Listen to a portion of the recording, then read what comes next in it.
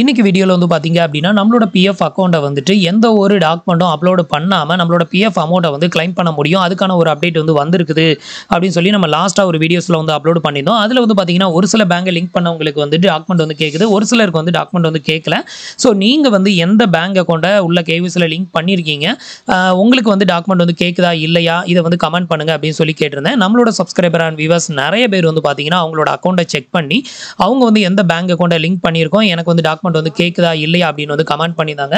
So இந்த comment பண்ண எல்லாருக்குமே வந்து மிகப்பெரிய ஒரு தேங்க்ஸ் சொல்லிக்கிறேன். ஸோ இதில் வந்து பார்த்தீங்க அப்படின்னா அவங்க எந்தெந்த பேங்குக்குலாம் வந்து டாக்குமெண்ட் வந்து கேட்குது, எந்தெந்த பேங்குக்கு டாக்குமெண்ட் வந்து கேட்கல அப்படிங்கிற லிஸ்ட்டையும் நான் வந்து எடுத்திருக்கேன்.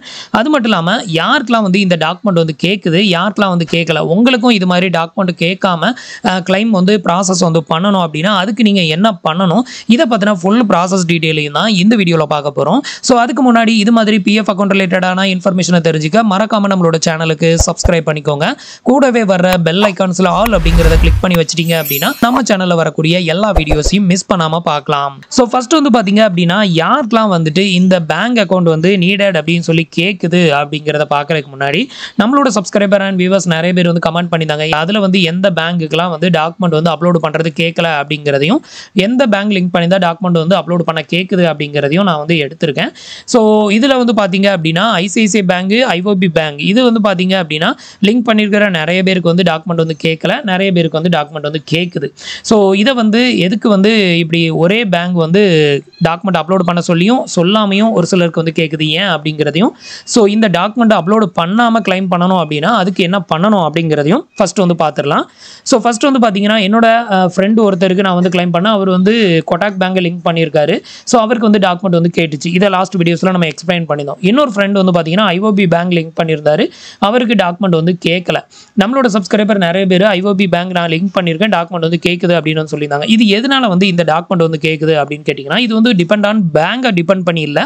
ஸோ இது எதை டிபெண்ட் பண்ணி இருக்கு அப்படின்னு கேட்டிங்கன்னா, ஸோ இதில் வந்து பார்த்தீங்க அப்படின்னா இப்போ ரீசெண்டாக வந்து நம்மளோட பேங்க் அக்கௌண்ட்டை KYCல லிங்க் பண்ணுறதுல ஒரு நியூ அப்டேட் வந்து கொடுத்துருந்தாங்க. அது என்ன அப்டேட் அப்படின்னு கேட்டிங்கன்னா நம்மளோட பேங்க் அக்கௌண்ட்டை KYCல லிங்க் பண்ணும்போது ரெண்டு விதமான வெரிஃபிகேஷன் வந்து நடக்கும். ஒன்று வந்து பார்த்தீங்க அப்படின்னா ஆன்லைன் வெரிஃபிகேஷன். ஆன்லைன் வெரிஃபிகேஷனில் வந்து பார்த்தீங்கன்னா உங்களோட பேங்குக்கு உங்களோட KYC ஃபார்வர்ட் ஆகும். பேங்க் வந்து பார்த்தீங்கன்னா நம்மளோட பேங்க் அக்கௌண்ட் டீட்டெயிலை வெரிஃபை பண்ணுவாங்க. அவங்க வந்து வெரிஃபை பண்ணதுக்கு அப்புறம் தான் இந்த வெரிஃபிகேஷன் அண்டர் ப்ராசஸ் அப்படின்னு இருக்குல்ல, ஸோ இது வந்து பார்த்தீங்கன்னா பெண்டிங் அட் எம்ப்ளாயர் அப்படின்னு வந்து மாறும். ஃபர்ஸ்ட் வந்து பார்த்தீங்கன்னா உங்களோட KYCயை பேங்க் வந்து வெரிஃபை பண்ணும். அது வரைக்கும் வந்து பார்த்தீங்கன்னா வெரிஃபிகேஷன் அண்டர் ப்ராசஸ் அப்படின்னு இருக்கும். அதுக்கப்புறம் வந்து பார்த்தீங்கன்னா உங்களோட எம்ப்ளாயருக்கு ஃபார்வர்ட் ஆகும், அதாவது உங்களோட HRக்கு ஃபார்வர்ட் ஆகும். அதுக்கப்புறம் தான் அவங்க வந்து உங்களோட பேங்க் அக்கௌண்ட்டை செக் பண்ணி அதை வந்து வெரிஃபை பண்ணுவாங்க. ஸோ டோட்டலாக ரெண்டு விதமான வெரிஃபிகேஷன் வந்து நடக்குது. இந்த ரெண்டு விதமான வெரிஃபிகேஷனுக்கு அப்புறமா உங்களோட பேங்க் அக்கௌண்ட் வந்து KYCல வந்து லிங்க் ஆயிருந்தது அப்படின்னா கண்டிப்பா உங்களுக்கு வந்து பாத்தீங்கன்னா இது மாதிரி டாக்குமெண்ட் வந்து அப்லோட் பண்ண சொல்லி கேட்காது.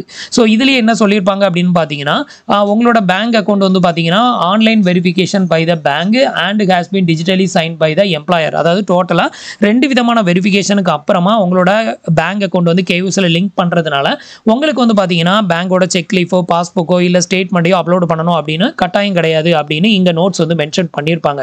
ஸோ இப்போ என்னோட ஃப்ரெண்ட்ல ஒருத்தருக்கு வந்து பாத்தீங்கன்னா டாக்குமெண்ட் வந்து அப்லோட் பண்ண சொல்லி கேட்கல. என்ன ரீசன்னா இவர் வந்து இப்போ ரீசெண்டாக ஒரு 3 மந்த்துக்கு முன்னாடி தான் அவரோட பேங்க் அக்கௌண்ட்டை வந்து KYCல லிங்க் பண்ணியிருக்காரு IOB பேங்க். அதனால இவருக்கு வந்து கேட்கல. இவரோட பேங்க் அக்கௌண்ட் வந்து பார்த்தீங்கன்னா 2 ஸ்டெப் வெரிஃபிகேஷன் வந்து கம்ப்ளீட்டட் ஆனதுனால தான் இவருக்கு வந்து கேட்கல. அடுத்தது இன்னொரு ஃப்ரெண்ட் வந்து பார்த்தீங்கன்னா இவர் கொட்டாக் பேங்க் கிட்டத்தட்ட 2 இயர்ஸ்க்கு முன்னாடி நான் தான் இவருக்கு வந்து லிங்க் பண்ணி கொடுத்தேன். ஸோ அதுக்கப்புறமா இவர் வந்து வேற பேங்க் அக்கௌண்ட்டை உள்ள அப்டேட் வந்து பண்ணல. ஸோ 1 இயர்க்கு முன்னாடி வரைக்கும் வந்து பார்த்தீங்கன்னா நம்மளோட பேங்க் KYCயை உள்ள லிங்க் பண்ணுறோம் அப்படின்னா அது ஒன் டைம் மட்டும் தான் வெரிஃபிகேஷன் ஆகும். அந்த ஒன் டைம் வெரிஃபிகேஷனும் யார் பண்ணுவா அப்படின்னு கேட்டிங்கன்னா உங்களோட எம்ப்ளாயர் தான். நம்ம வந்து பேங்க் KYCயை வந்துட்டு நம்ம PF அக்கௌண்ட்டில் லிங்க் பண்ணும்போது அண்டர் ப்ராசஸ்க்கு போகாது, டேரெக்டாக பெண்டிங் அட் எம்ப்ளாயர் அப்படின்னு வந்து போயிடும். அப்போ வந்து பார்த்தீங்கன்னா நம்மளோட KYC டேரெக்டாக நம்மளோட எம்ப்ளாயருக்கு ஃபார்வர்ட் ஆகும்போது நம்மளோட எம்ப்ளாயர் அதை வந்து வெரிஃபை பண்ணிட்டு அதை வந்து டிஜிட்டல் சைன் வந்து வெரிஃபை பண்ணுவாங்க. ஸோ இப்படி பண்ணும்போது வந்து பார்த்தீங்கன்னா அது வந்து சிங்கிள் வெரிஃபிகேஷன் மட்டும்தான் ஆகும். இது வந்து பார்த்தீங்க அப்படின்னா உங்களோட பேங்க் அக்கௌண்ட் வந்துட்டு உங்களோட எம்ப்ளாயர் மட்டும் தான் வெரிஃபை பண்ணி உள்ள லிங்க் பண்ணியிருக்கு. அதுக்கப்புறம் நீங்கள் பேங்க் அக்கௌண்ட் அப்டேட் வந்து பண்ணலை அப்படின்னா கண்டிப்பாக உங்களுக்கு இது மாதிரி வந்து டாக்குமெண்ட் வந்து அப்லோட் பண்ண சொல்லும். அதில் வந்து பார்த்தீங்கன்னா நீங்கள் வந்து இப்போ நான் வந்து டாக்குமெண்ட் இல்லாமல் கிளைம் பண்ணக்கூடிய பேங்க்னு லிஸ்ட் அவுட் கொடுத்துருக்கலாம். இதில் நீங்கள் எந்த பேங்கை லிங்க் பண்ணியிருந்தாலும் உங்களோட பேங்க் அக்கௌண்ட் வந்து எம்ப்ளாயர் மட்டும் தான் வெரிஃபை பண்ணாரு அப்படின்னா கண்டிப்பா உங்களுக்கு வந்து டாக்குமெண்ட் வந்து அப்லோட் பண்ண சொல்லும். இதே இது இப்போ ரீசெண்டா லாஸ்ட் 1 இயர்க்குள்ள நீங்க வந்து உங்களோட KYC அப்டேட் எதுவும் பண்ணியிருந்தீங்க அப்படின்னா உங்களோட பேங்க் அக்கௌண்ட் 2 டைம் வெரிஃபிகேஷன் ஆயிருக்கும். அந்த மாதிரி 2 டைம் வெரிஃபிகேஷன் ஆன பேங்க் அக்கௌண்ட் வந்து பார்த்தீங்கன்னா உங்களுக்கு எந்த ஒரு டாக்குமெண்ட்டும் வந்து கேட்காது. ஸோ அதுதான் வந்து மெயின் ரீசன். ஸோ இப்போ உங்களுக்கு புரிஞ்சிருக்கும் அப்படின்னு நினைக்கிறேன். ஸோ இதில் வந்து பார்த்தீங்க அப்படின்னா ICICI பேங்கை லிங்க் பண்ணியிருக்கிற ஒரு சிலருக்கு வந்து பார்த்தீங்கன்னா டாக்குமெண்ட் வந்து கேட்கல. அதே ஒரு சிலருக்கு வந்து பார்த்தீங்கன்னா டாக்குமெண்ட் வந்து கேட்குது. இது என்ன ரீசன் அப்படின்னு பார்த்தீங்கன்னா உங்களோட பேங்க் அக்கௌண்ட் வந்து 2 ஸ்டெப் வெரிஃபிகேஷன், அதாவது ஆன்லைன் வெரிஃபிகேஷன், அதுக்கப்புறம் வந்து HR வெரிஃபிகேஷன்.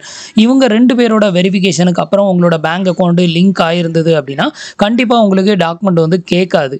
இது உங்களோட பேங்க் அக்கௌண்ட் வந்து வெறும் எம்ப்ளாயர் மட்டும்தான் வந்து வெரிஃபை பண்ணி உங்களோட பேங்க் அக்கௌண்ட் KYCயில் வந்து லிங்க் பண்ணி இருக்குது அப்படின்னா உங்களுக்கு வந்து டாக்குமெண்ட் வந்து கேட்கும். ஸோ இந்த ரீசனால தான் ICICI பேங்க் வந்து 2 இடத்துலையும் பிளேஸ் பண்ணியிருக்கேன்.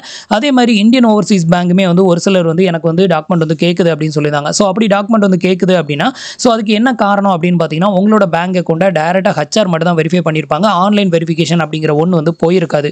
ஸோ 1 இயருக்கு முன்னாடி வரைக்கும் வந்து பார்த்தீங்கன்னா நம்மளோட HRக்கு தான் டேரெக்டாக ஃபார்வர்ட் ஆகும். அப்போ HR மட்டும் தான் வெரிஃபை பண்ணுவாங்க. ஸோ அந்த மாதிரி வெரிஃபைட் ஆயிருந்தது அப்படின்னா உங்களுக்கு IOB பேங்க் லிங்க் பண்ணியிருந்தாலும் டாக்குமெண்ட் வந்து கண்டிப்பாக கேட்க தான் செய்யும்.